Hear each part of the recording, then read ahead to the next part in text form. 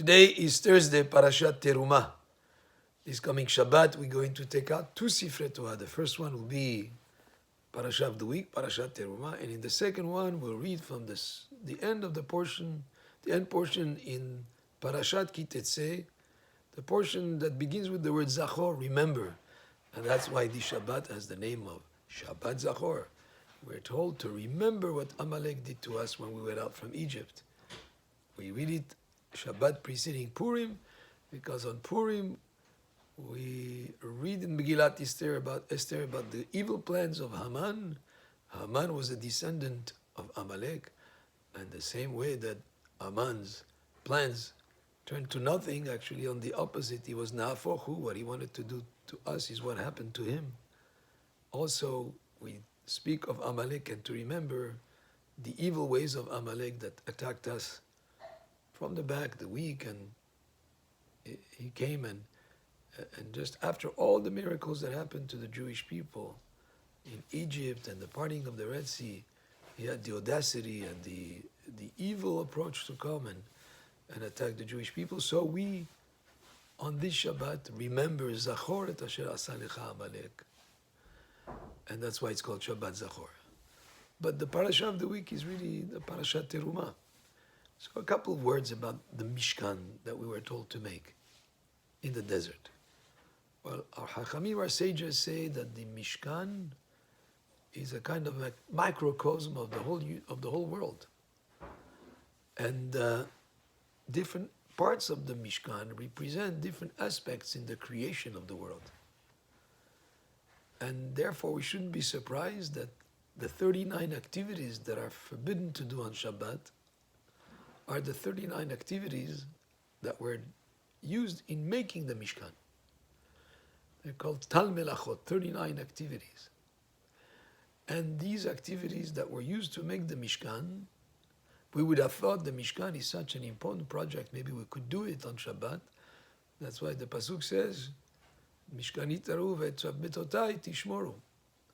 You should keep my Shabbat, even though I asked you to build the Mishkan. It doesn't supersede the holiness of Shabbat. The same way that Shabbat was the day that Hashem rested from the creation of the world, also we rest from the making of the Mishkan. And the same way that the Torah tells us, and our Hachamim explain, that the whole world was created based on the 22 letters of the Hebrew alphabet.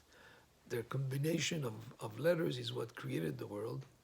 Also, Betzalel, who was the one who fashioned the vessels in the Mishkan, was a person that was an expert in the combination of letters that were used in creation of the world. The creativity through the letters, the Hebrew letters, is something that Betzalel was known for.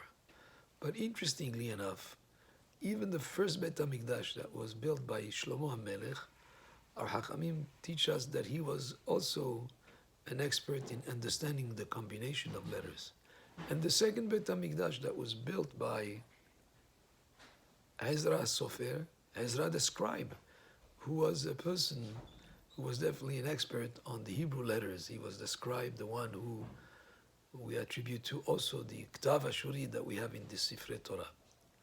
So, Mishkan is a microcosm of the whole world. The way that it's made, the way that it was done by Betzalel was involved in fashioning the vessels. He had that understanding of the combination of letters. And when we rest on Shabbat, just like Hashem rested from the creation of the world, we rest from all the 39 activities that were used in making the Mishkan. This Shabbat, there is a mitzvah to hear the Torah being read on this portion of Shabbat Zachor. If you can be present in the synagogue to hear it, we should probably make more than one reading so that we don't overcrowd in these times.